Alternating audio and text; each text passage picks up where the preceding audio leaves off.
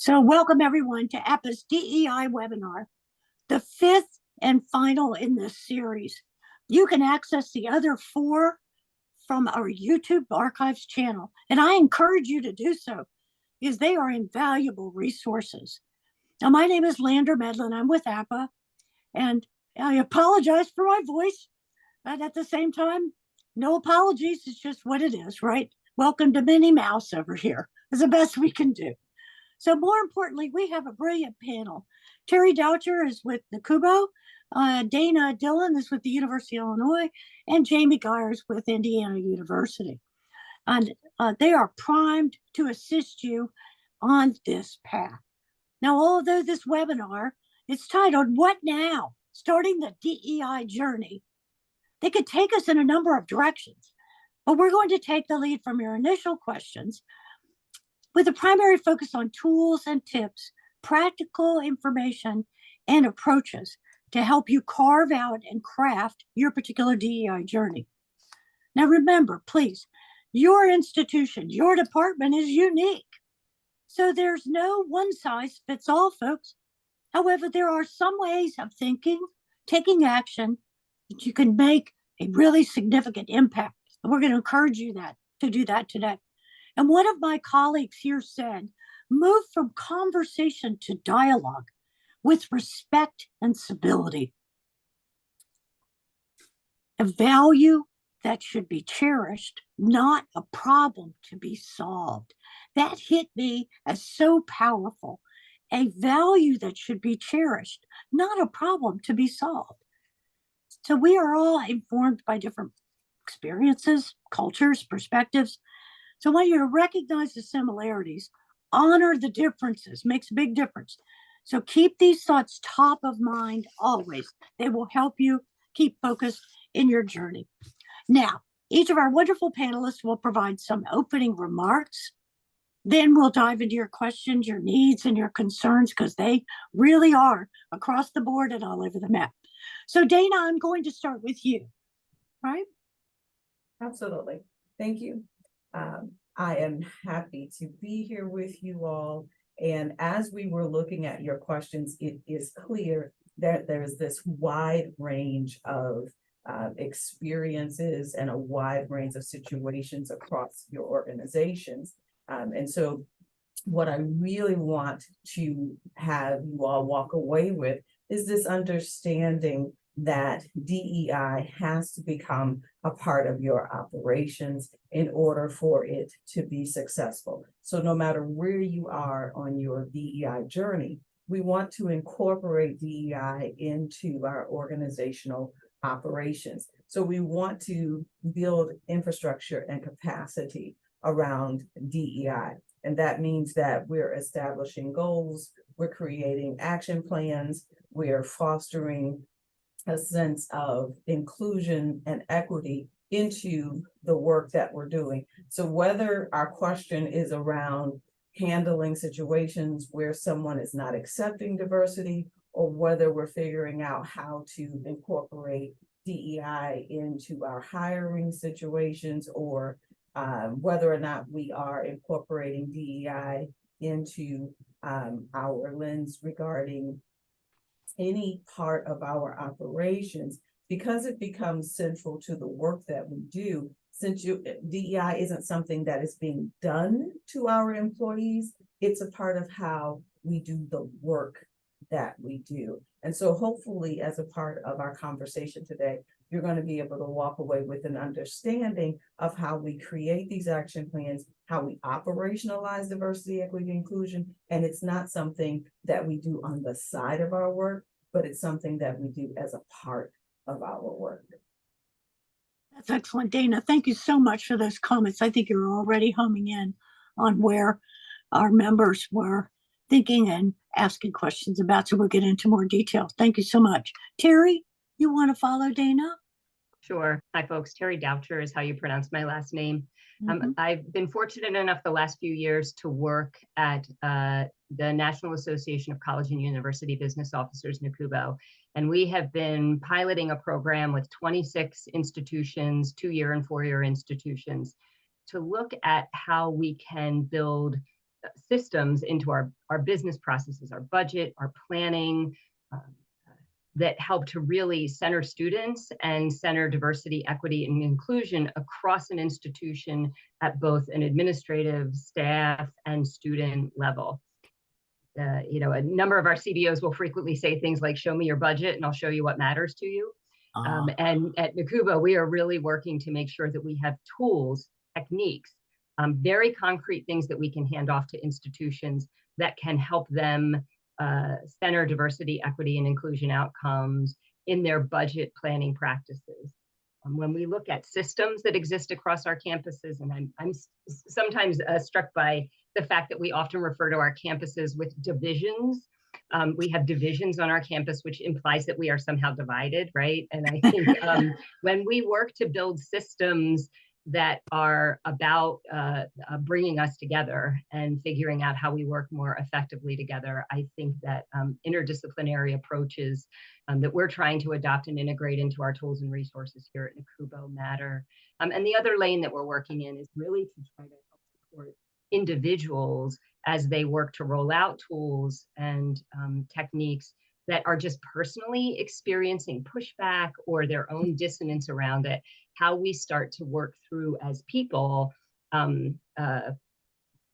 own development, our own professional growth, to learn how to navigate past things that make us feel unhappy or upset or just mad when things are going on, so that we can stay true to what we're trying to accomplish as our outcomes and not let ourselves get derailed by dynamics. So we've been looking a lot at sort of change and transformation dynamics as they link to the use of our tools and resources. That's excellent, Terry. We're going to tease out a little more of that too.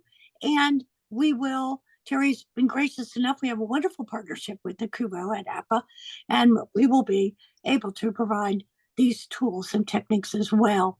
And I know, Terry, you keep saying it, it's very like high level, etc. But the way you described it is right on with where we need to be going in our own divisions. My word, language, right? Language. So thank you. Jamie, why don't you follow up the lead there, and then we'll get into questions and such. Jamie? Yeah, wonderful. Well, first and foremost, I congratulate all of you for coming to this presentation and for prioritizing it within your day. The topics that impact us in regards to diversity, equity, inclusion, and belonging are really about how to be a human at work and how can we bring our humanness and allow it to be present in our daily work in the work environment. So I can talk to the journey that the Capital Planning and Facilities Division at Indiana University has been on for about the last 6 years. What I will share is that we started with a concept and a willingness and an idea from a grassroots effort within the team and have created a program that, as Dr. Dana talked about, that has action plans and training and development opportunities. And it has been difficult. We have failed. We have tried things that looked like they were really great ideas and it fell flat with the teams that we were trying to really make an impact on. And so what I want to encourage you all is to have courage in these conversations and know that you're going to try things and you're going to hear about national topics and trends. And yet when you go to apply them, you're going to find out, wow, that didn't work. That doesn't mean we stop, right? That means that, okay, we shift, we look at it again, and we come back to finding where and how you meet the teams that you support where they are at. There are people who are at very different levels within their DEI journey and have very different levels of understanding of what that means to them in the work environment. And keep in mind, some of this is those challenges you're going to face are where people don't want to talk about this. And they're going to, well, you're not, when you look at it through the lens of work, You are not necessarily there to change people's personal opinions. What you are there to do is set the expectations for your institution on what behavior is acceptable in the work environment. As you set those expectations and you navigate that with individuals, you're going to find, as Lander quoted earlier, it's a gentleman by the name of Dr. Eddie Glaude Jr., and he recently said this at Coupa National a couple months ago about DEI work is that you have to recognize that DEI is not about a problem to be solved. When you look at it from the lens of a problem to be solved, you look at it as something that needs to happen because of others. Mm. When you take DEI and you shift it as a value to be cherished, this is then where it becomes personal to you. It becomes personal to your organization. And the whole way that your mind looks at this topic and the impact of it in your work environment changes.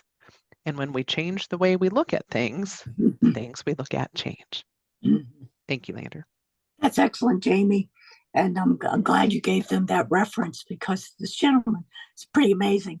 And I remember the word othering. We have a tendency to be othering rather than, wait a minute, this is about me, my mindset, and where I am going with this is I've changed the whole way, that whole perception, and then I can take action in a very different way because I see the world differently. I also was privy to a presentation by Ryan Holiday. He's a New York Times bestselling author. And his topic was over here. But guess what? It comes right back in because he talked about the discipline of seeing the world as something that you can do anything, that you don't, your perception makes all the difference in the world of how you see, whether you open to it or you close to it. And that's what I found so fascinating. And then that leads to a discipline of action, that you can actually do something about it. So great comments, folks. I'm really excited about where you're going to head. So let's go to some questions here. Now, folks that are with us, please, you may certainly ask questions and we'll look for them in the chat. I'm pretty good at watching them pop up. So we'll go to your questions. At the same time, what we'd like to do is go to the questions that you had asked prior that you sent to us. And one of them was, how does a facilities management department get employees to start their DEI journey when many employees are resistant? Dana, I think you might have some advice and guidance on that to help us get into the meat of this topic.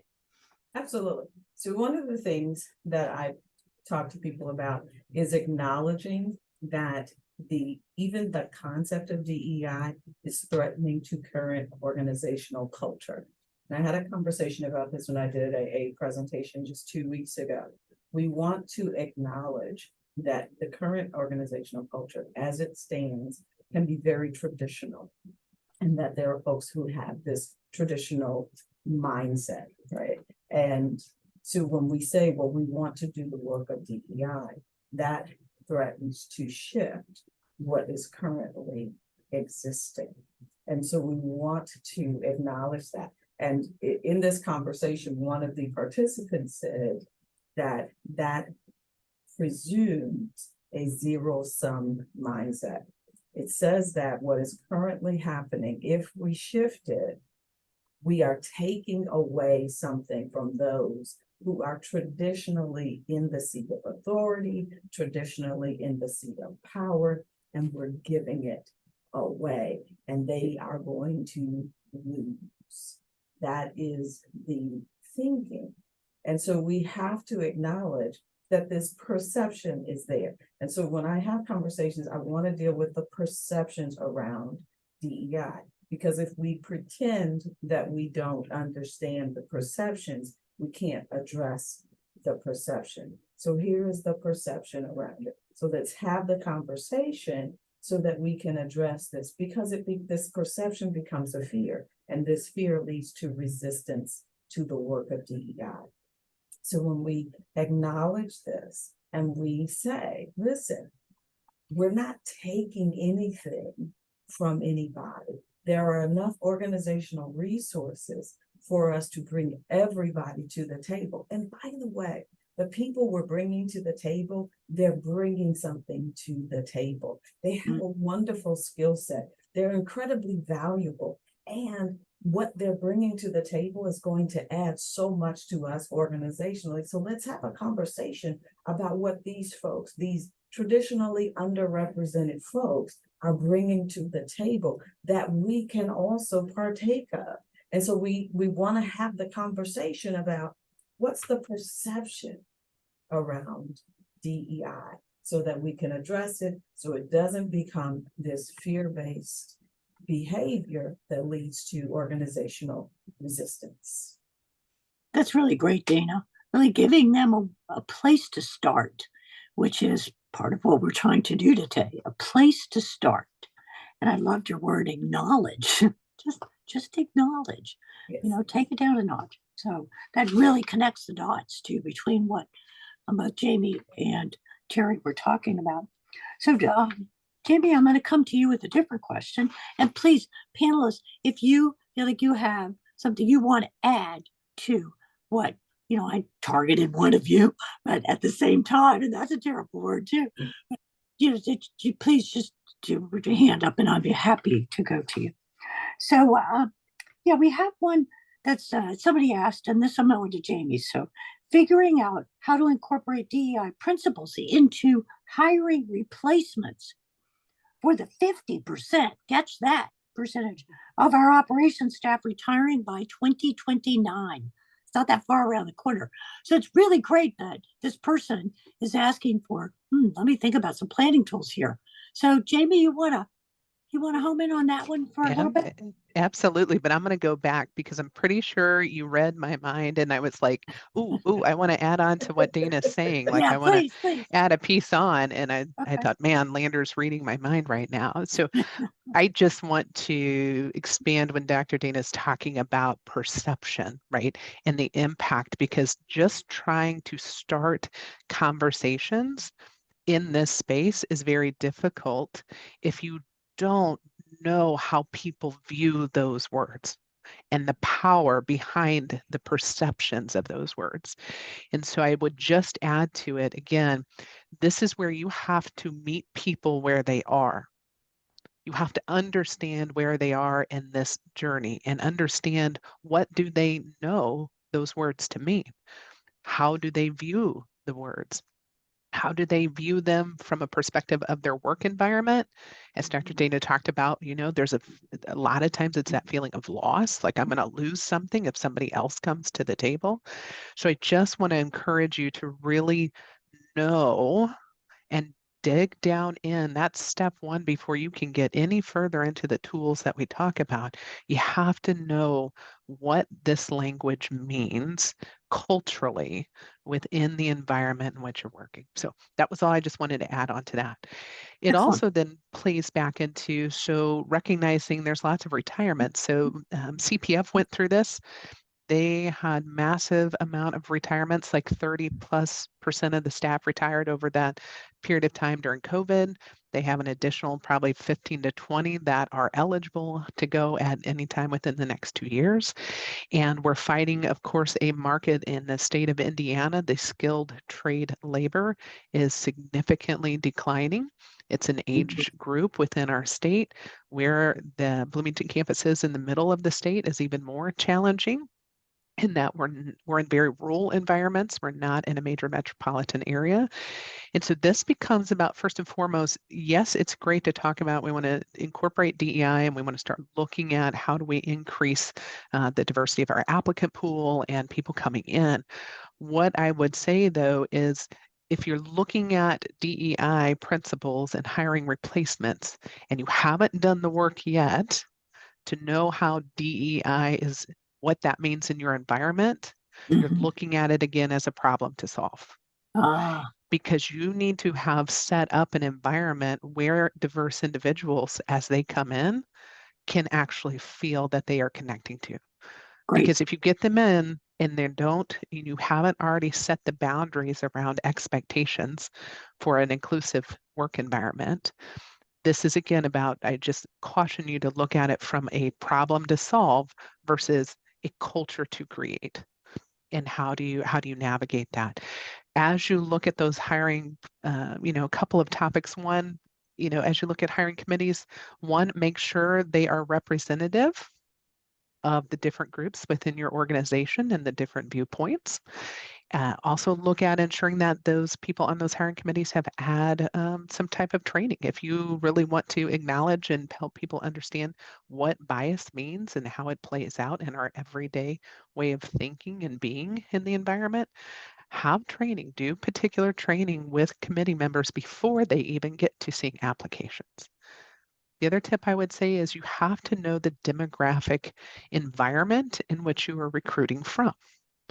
In this area where we're at in Bloomington, it was eye-opening to have the data. It was pulled by our Office of Institutional Equity, and it gave us an idea of what those percentages are of people of different educational levels, ethnicities, gender, and capability that are even in the county surrounding our current county and the county surrounding us. So if we're fighting to find that female skilled trades individual, so is every other major construction company and every other competitor that the university has who pays significantly more than we do. So what is it we are going to offer that diverse candidate when they come in? What Great. is it about this environment that you are going to recruit on to pull people in? Because you're going to have to be very proactive to find those individuals and try to convince them to come to your institution. That's excellent, Jamie. You've given you've connected the dots, and you've given um, some ways of thinking about this that really bring you back to culture. The whole culture element. Do you provide support? Do you provide training? Do you have a culture that's inviting and welcoming for anyone that comes in? Everyone on this call and everyone at these institutions can learn from that. Doesn't matter whether it's specific to you're going to hire by 2029. Everyone needs to do that work. I was just really quite excited about what all of you are saying about this, because it really does get to culture. I see Dana fiddling around here. Yeah, I think I want to jump in there she wants because to I say want something, to and then I'm going to go to Darren. Go ahead. because I want to point out that this is how DEI ties into operations. Perfect. What Jamie is saying is about operations, because now we have to be able to go back to administration and be able to say, listen, we can't offer these folks the salary that our competitors are offering. So we've got to look at the benefit packages as well, because we need to make sure we're diversifying our staff. Our staff has to be representative of the communities wherein our institution sits. And so we can't, because we can't match the dollars, but we can offer this bonus package, or we can offer the healthcare package. So operationally, we have to be sound. So DEI is not this thing that sits on the side of what we do operationally. It has to be integrated. And this is how we have those conversations. But if we have not done the statistical analysis that is behind this piece, we can't integrate it. So we have to do the recruitment, we have to do the retention, we have to do the targeted hiring, we have to do the structured interviews that make sense. We have to do diverse committees that have been trained so that they're not asking, well, are you planning on having children? We can't, I mean, we've got to do the work to make sure that we're integrating DEI into our operations, and we're being really smart about how we're doing this work. So, That's great, Dana. Thank you. Yeah. And I think that the word intentional comes to mind when you're talking about this. And I do want to commend a resource from my colleagues at Coupa HR. They did a very nice research study, survey information. Jamie, you heard pieces of that, and we've got links to it. But it's about recruitment and retention. And they were homing in on people don't want to flee higher education. They just want even more than salary. Hear this, because this was really incredible. Even more than salary, they want a satisfying work environment where their health and well-being is valued, that their contributions are recognized, I'm telling you, get so excited about this work because it gives us levers to pull, folks. This is just amazing information that we can do this. We home in on the very things that don't necessarily have to do with the money. It's that work environment, that workplace. So great. Terry, I think you wanted to comment on this as well. And if not, I got a question for you. So go ahead. I do think the one thing that comes to mind is that, one of the things that we certainly see with the group that we're working with NACUBO is that context is everything, right? And we are Great. working with about a third of our institutions that are struggling with incredible scarcity, 20-30% enrollment declines, significant resource scarcity, no ability to be additive with anything new. And they're really facing a need to prioritize, right? And to very pragmatic about where they can shift resource and focus. And when I say the word resource, we are always thinking on our project about both time and money.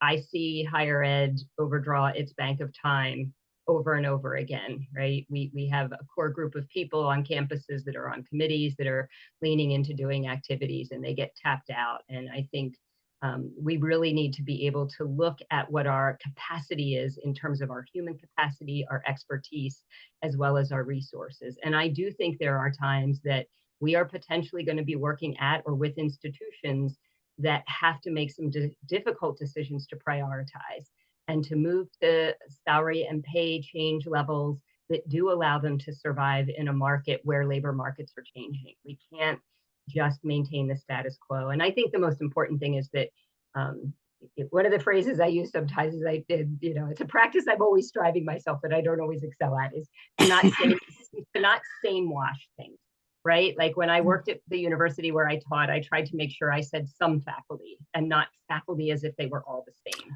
and some administrators as if they were all the same. And we're doing it now at NACUBO by not saying colleges and universities as if they are all the same, right? Like some colleges are facing incredible scarcity and have to aggressively rethink their approach to salary and as a strategy that they're going to have to employ. Other institutions are not in that situation, and there's different contextual factors, right? So I think that's one thing I would say is that context is everything, and that there is not going to be a one-size solution that fits when it comes to resource allocation and making these decisions.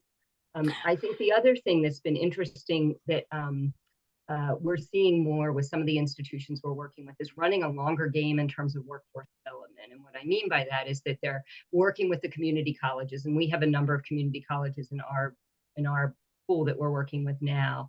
One that comes to mind is a school that recently has been part of like a 5 to 6 year long game for wind farm technician development, right? It's a kind of specific example.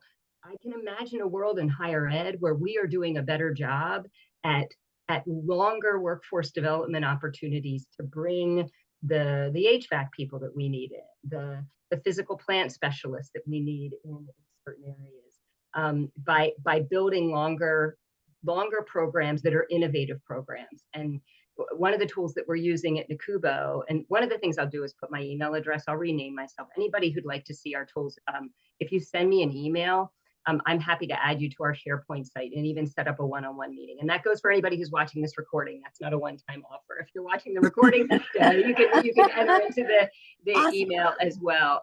We have a tool that is specifically being used by divisions or areas at institutions who want to look at building an innovative program or launch an initiative to do something like run a 5-year program to start to build capacity for workforce and fulfill long-term needs. So my hope is that we've got some tools like that that can help support different approaches or different ways of solving some of the challenges that institutions are facing that serve that outcome of meeting your DEI expectations as well. That's excellent. And I love the 2 P words, prioritization and pragmatism. My word. Do we hear that anymore? Yeah. And it does remind me that the negative predictors of retention are overwork, the whole burnout aspect, and those increased job expectations that are getting worse, the 24/7 demands, etc. And, we are going to have to prioritize that because our people, we're in the people business. I know we build buildings and we maintain buildings and we do all this stuff, all of the building, but who does that? People. So really thinking about that intentionally is going to be so important. And you reminded me of that good work around, again, we can have an impact on that, right? These are all places in which we can influence. So Terry, you bridged beautifully to a question that someone had, and they were really talking about, is there a typical budget dedicated to these efforts? Because I think they're seeing that that's rare. And what do their goals look like? And are there DE programs and initiatives or teams or that kind of thing? I think you've got some tools and resources, and you're hearing, no samey, different voices around what people do or don't have and how they're trying to start their journey. Could you talk to us about that? Yeah, most of what I can speak to is anecdotal, and our other panelists here may have more concrete or better supported information on that. What we do know anecdotally that we've seen across the grants that we've been running is that we'll see offices fund an individual role, but not necessarily then look at the systemic resources that are needed to help ensure success beyond an office or a single role. So we have tried, as we've been building our own tools and resources, to really, again, encourage that systems thinking approach to ensuring that an investment isn't just seen as checking a box or just putting money into one area without looking more broadly at the resource needs across all area to ensure success, and linking that to a clear view of what success is and metrics. I recently read a good book that talked about vanity metrics, and I loved that term. It was that idea where we set OKRs or KPIs that make us feel good about ourselves, as opposed to the ones that really push us potentially out of our comfort zone and force us to think more about what are the metrics that we really have to push ourselves towards, because we are going to learn by setting a stretch goal in that metric, and we're going to learn by bumping up against that outcome that we've set for ourselves from both our failures, potentially our lukewarm success, or our wins. So that's really nice, Terry. That's super helpful, because it also talks of, someone had asked a question I was going to ask you. You've taken me right there, is the metrics that folks are using to measure, and it said to improve or make progress to their DEI goals. I think you've got some tools to help people think about that, but your identification of vanity metrics, wow. Well, it's not my term, it's Eric Ries's term, who wrote Lean Startup. So, but that's it's okay. a good. I'm learning. Yeah. So, that's really, really helpful. And it also ties nicely to what other, what are we doing to connect ourselves, and all of you? I'd like you to think about this and maybe comment on what are we doing to, because you said systems thinking, Terry, and it really, maybe you can define that a little bit more, but so that people understand. Systems thinking is so important to getting this out of what Dana, you said, and Jamie, about it's not just one, it's not a department, it's not a problem to be solved. It's all of us, it's the culture, it's operationalizing it. So maybe Terry, you could talk about that, because that really gets at what someone was asking around. Help me understand how I can connect the dots to the larger institution. Or there are people doing that. I hope they are. Yeah. Sure. And you can Google the term systems thinking. It's a well leveraged term that's Peter been written Senge. about for years, right? Sengi's work in Fifth Discipline and other areas. But sometimes when I talk about systems thinking with groups, I just talk I encourage us to think about like the body whole, right? Like I am speaking to here today because I have a neurological system and a cardiopulmonary system and a digestive system and a skeletal system. So I'm not just a lump laying here. Bones that are actually holding me up, right? And I only exist because all of those systems work together. And the same thing is true for our institutions of higher education. We only exist as a collective institution because we operate in a way that requires all of us to weave together to achieve an effective outcome. But easier said than done, right? Like any organization is a set of complicated systems that are sometimes competing for resources. And we know that individual personalities can impact how those systems play out. somebody mentioned earlier the issue of competition, right? And that mindset of competing for resources and, and just competing with each other as humans. And I think, one of the things that as we've been trying to work through a systems thinking lens on our tools at NACUBO is to really move to a culture of stewardship. And realizing that we are collectively stewards of the resources that are entrusted to us to care for and distribute, and that we have to be intentional as stewards of those resources.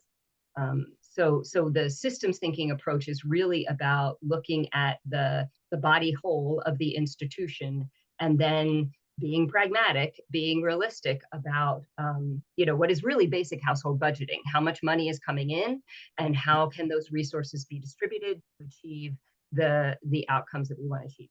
Household budgeting at a much more complicated level. I don't want to oversimplify it, right? But the concept is much the same. Is that we have a set of resources coming in, and we have to steward those resources in a way that achieves our missions and our outcomes, and serves both our students and the individuals who serve our students, our employees at all levels of the organization. So. Yeah, and I love that you talked earlier about the resources aren't just the money.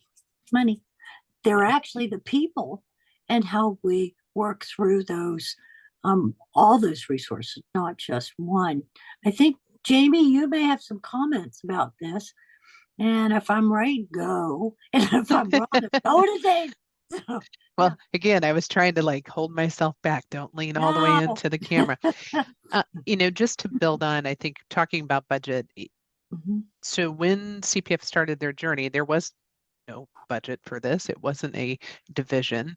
And it took 3 years in order to really create and repurpose, and it came from leadership's commitment to this work that they took, and they repurposed a full-time position that was aligned in a different direction with the organization.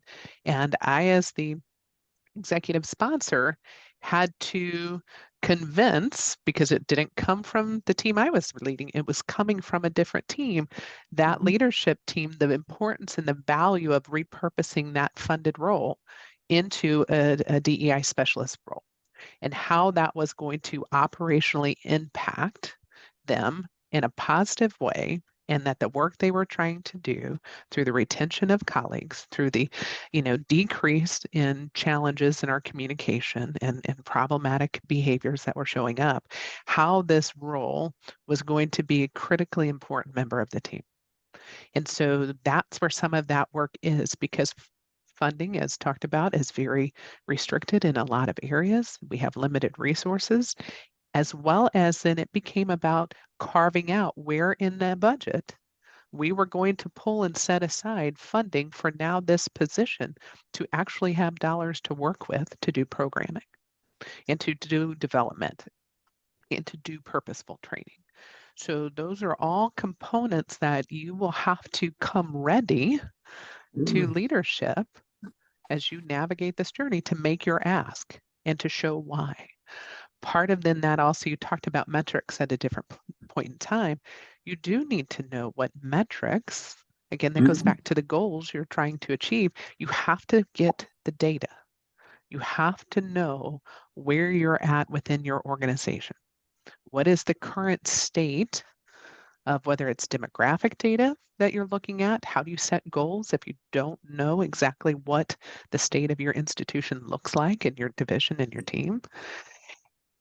Then once you have that picture, now you can start saying, okay, what are we actually trying to measure? Are we trying to look at that we're increasing the diversity of our applicant pool? Are we trying to look at that we're increasing the diversity of people who are getting promotional opportunities? Are we trying to look at increasing the percentage of DEI focused training? What are you trying to measure? That becomes your next step, is looking at creating those very specific points of what measurements you're trying to do. As you measure, you have to do and take action on it. If leadership is not bought in to taking action on what you're measuring, I'll caution you to don't waste your time. Why are you wasting your time? Because again, that goes back to this is a problem, not a cultural change. Yeah, The culture change starts at the beginning. So that's what I would add to that. And I'd love to hear Dr. Dana's thoughts too. yeah, excellent. Dana? Sure. So one of the things we've already said is that creating a space for underrepresented persons to thrive is critically important before we get to the place of doing hiring. So we have to start that work initially. And that again is foundational. So and oftentimes when we start talking about we're going to hire somebody to do DEI work, whether we are hiring them from internally or externally, we too often will say, we're just going to take this person and repurpose them. And we don't necessarily give that person the skill set to do the work.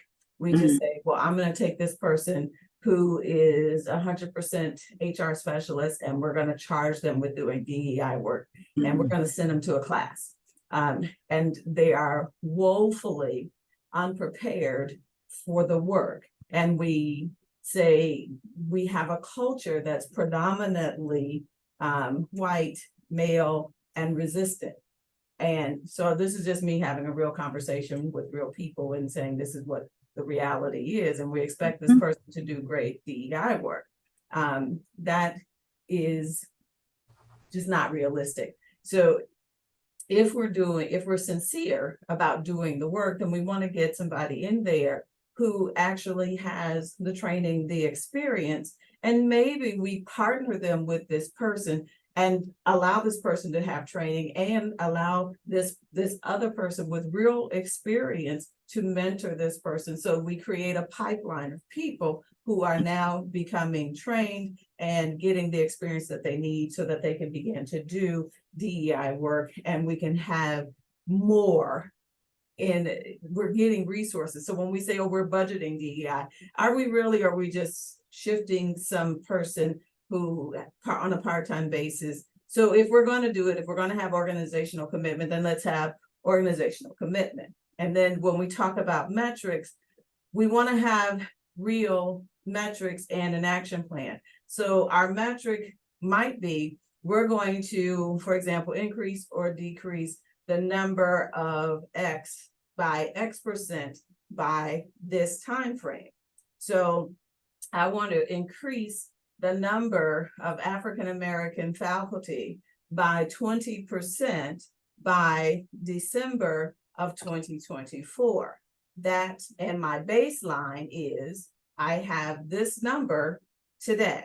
So I'm not only saying what I'm going to do, I'm saying by how much, I'm saying by when, and I'm identifying what my baseline is.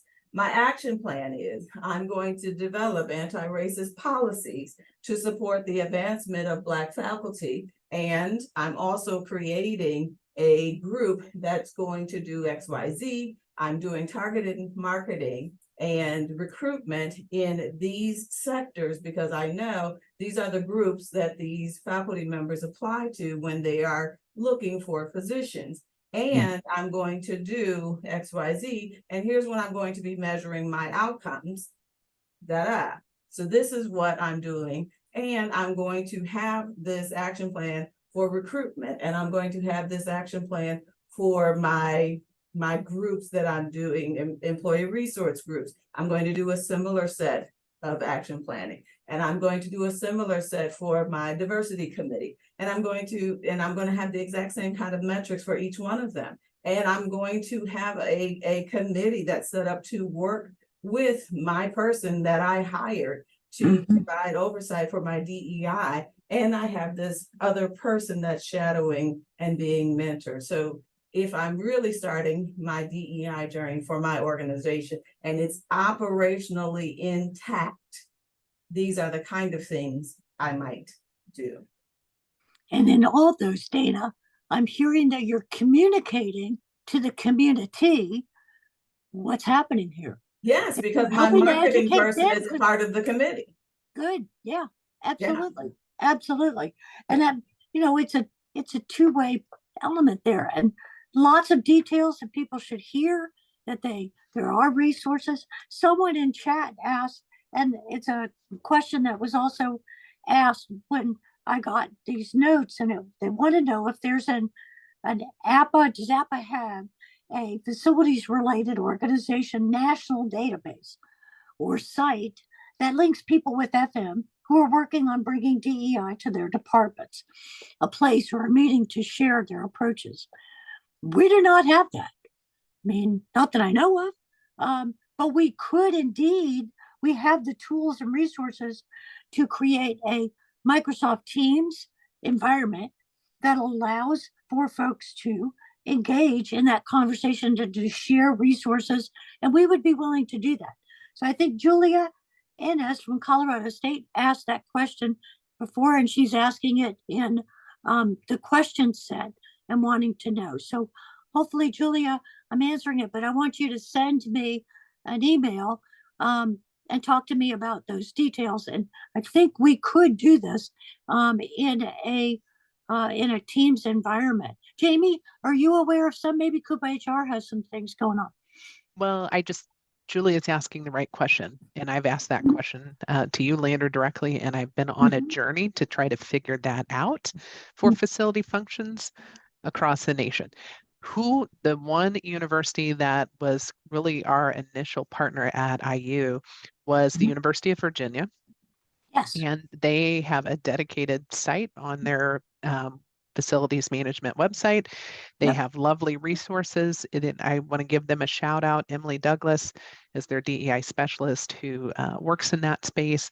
She loves to share. She was very instrumental in helping CPF get their feet on the ground and underneath us in regards to DEI programming. However, later, I think that's one where if the interest is there from the community, we need to figure out how to connect people who are at very different places in the journey, who have resources, who've set, up programs, who have established different types of metrics and have programming so that we're not starting over all the time. So that's a wonderful way to get going. Yeah, it helps us not individually reinvent the wheel. I said before, there's no one size fits all, and that we're all unique. I'm back to that wonderful term. You don't same, don't same me, or the not saming words that Terry was talking about.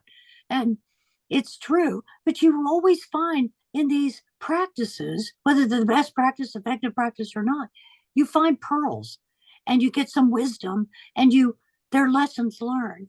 Terry, are you aware of resources out there that you could highlight as well? I think you're already offering on the NACUBA side some really good meat on the bones of this, but you may have other resources I'm not aware of. Terry? Most of what comes to mind for me quickly is things that are more student-centered, that are focusing more on student related issues. But I think many of them are potentially transferable. And I certainly don't know any data off the top of my head now in response directly to the question. So, okay. But I do think it's just a good. What it makes me think of is how there's always obviously value in looking outside of higher ed as well for both data and practices, right? Like not just looking within our own sector or within our own lane, but continuing to cast a wide net to find sort of those pearls, as you would say, to create an optimal strategy that works for a specific institution that's contextually aligned as well. Excellent. That's great. And I do think that as we're looking at these things, we can probably set something like that up. I know that we have a commitment to that. And we do have the structure at this point to do that on a number of fronts. So there was a question that I'll respond to, and that is ongoing campus space study includes planning for a center of inclusion and belonging. Hear that. So hoping to learn something about the needs. I'm going to suggest that you talk with our colleagues at the University of Kentucky, because that's where that's coming from. There's a link to a Facility Manager Magazine article that you could get in the July-August 2023 issue of the magazine, where they write this up. They did a wonderful presentation at our targeted technical topic session on space and all its entanglements, because we wanted to close on space and how you can use it to create that welcoming environment. Dana, Jamie, Terry, that seemed like powerful connecting of dots. And they did a beautiful job on this. And the work that Mary Vosovich and her team, along with Marianne Ocampo at Sasaki, they have done some really exciting work around creating those welcoming environments for students, staff, and faculty. So I do commend that work, and I think that is a direction that I would encourage our colleagues to go. Now we're going to get into a few different ones here. There was someone who had asked about how to handle a situation when a coworker is not accepting of diversity. It also ties to, here we go, thoughts and best practices in working with I said it, mean, unprofessional colleagues who cause drama. Oh my, here we are. I think these are two well-connected questions that there's no reason why we can't provide some meaningful tips. I'm not going to say tricks, but maybe they're tricks too. Some tips. And Dane, I see you smiling. I think that you might want to jump in on that first. Oh, I'm happy to. So one of the things I like to share with folks is that I am an advocate of calling people in rather than calling them out. I think we're all very well practiced at calling people out. I'm going to give them a piece of my mind. That's calling someone out. But when we call someone in, we listen to their concern, even if they're doing it in a way that is not necessarily productive. So I can hear what you're saying, but my goal is to create allies. When we're talking about the work of DEI, developing allyship is critically important. And so I can hear what you're saying. If I can find a nugget, then I can try to call you in and be able to say, here's the challenge that I'm hearing. Here's where we can find a common ground. This is what I would offer to you, and this is what I would appreciate receiving from you. The other piece is that there are other persons around who hear that. For me, clearly, I'm a woman of color. I have been in spaces where I am the only, and I have been othered. That means that I have been put in a position where someone has demeaned me based on my race or my gender. And I have had conversations with coworkers who have witnessed the offensive behavior, and then have a conversation afterwards where someone said, "Oh, I'm so sorry that happened to you," while witnessing it. And rather than calling that person out, I called that person in. It would have been helpful to me if in the moment that happened, that you had said such and such. I don't need you to call them out. I need you to call them in the way I'm calling you in right now. And that person's response was, "Thank you for sharing that. I'll do better next time." And unfortunately, there was a next time. And that person was able to be an ally to me because I called that person in. It is important for us to learn how to call people in and create allies, because that furthers the work of DEI. And one person can help build the next person. That is how we also change organizational culture. Unfortunately, those who are traditionally underrepresented are often in the worst position to call someone in who is being offensive. But someone who is traditionally not underrepresented has the ability to vocalize when they see someone exhibiting these microaggressions. So let's call people in, let's be allies, let's do the work, and not just let DEI be a banner in the organization, but let's operationalize it in our behaviors. That's really excellent. Terry, I saw you nodding your head, and I think you might have wanted to chime in here. I just think what was so helpful for me is, Dana, you just gave a really clear example of even how to start the conversation too, right? And I think those kinds of models of language and approach are helpful, right? Like it gives me something concrete that I will think back on now as a way to open or start a conversation. So I think Right. anytime we get a really like concrete, pragmatic way to operationalize healthier, more effective engagements with humans, that's how we're going to move this along. And I think the other thing that comes to mind, and this has been part of our NACUBA work a little bit that we're starting to build out, is that I think it can be helpful. I'll just use I language for me, right? Like it has been helpful for me to really unpack what validates me. Like where does my ego come into play? And when I'm feeling dissonant around something, like I've had to unpack where is that dissonance coming from so that I am sure that I'm not letting myself sort of derail myself out of discomfort. And instead, I'm leaning into the conversation as well. And that's work I have to do at an individual level, right? Like we all carry ways that we perceive ourselves and different ways that we self-validate, and navigating that self-validation, I think, is one of the things that's useful as a part of the mix of doing this work. That's great. Thank you, Terry. And Jamie, I think you're going to chime in. I'd like you to think about, someone asked, can you explain more how to bring the person in so they're hearing this, and when they are in a defensive zone?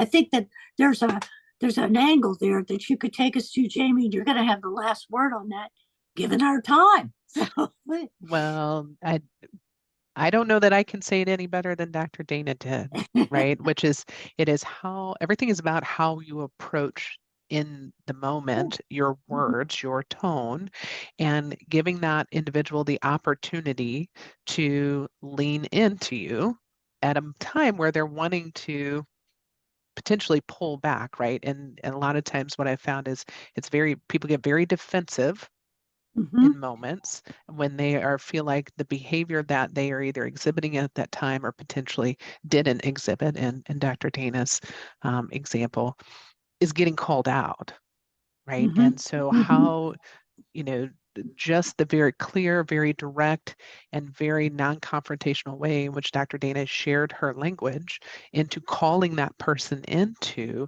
how they can be helpful, how they can use their place in the organizational cultural structure to ensure that when these things happen, it's not about being sorry. I'm not asking you to be sorry for me. I'm asking you to be a help in helping change culture related to this. And so I don't know that I have any more specifics than that. I do have, and I'm going to put them in the chat, 2 books that I have found to be very helpful to me and to the CPF team in regards to guiding how we frame and shape conversations in the workplace that help language and help you put language together to navigate things. So I will put those in the chat so people can see those resources. That's great. And we will put those resources into the team's direction we're going, or into on the site, so that people have those broadly. I think that this has been incredibly helpful, and I want to thank each and every one of our panel members for what you have had to say today, and it really helped people. So I'll bring us to a close, and that is that a critical aspect of leadership when it comes to DEI or leadership in general is to manage meaning. Yeah, meaning. Humans crave meaning, and leaders are well positioned to shape meaning. So that said, how we treat people matters. What we say and do matters. What we don't say and don't do matters. I think you made that really stand out. And I would suggest that we stand at a moment of great opportunity to humanize work. Isn't that what the work really is? Jamie, you mentioned that at the beginning, and each one of you have talked about that. Can we humanize the work in such a way that we're not othering and that we're all respectful? So finally, given the politicization of the terms and language of DEI, we'll be moving our focus to an increased need for workplace environment that emphasizes hear my language, social awareness of belonging. Folks, this is where we are. DEIB, do you remember that B? So important, belonging. hence inclusivity, and the broader goal of creating the conditions for all workers to flourish. It's not just a bunch of words. This is real and this is action oriented. So we look forward to engaging you in the continued conversation and dialogue, and to provide the various resources and community connections that you need and want to further your journey. Thank you. Thank panel. Thanks Suzanne and Holly for putting all of these together and for our continued work together. Appreciate all of you so much. And I appreciate those that were willing to come live and be with us today. Thank you so much.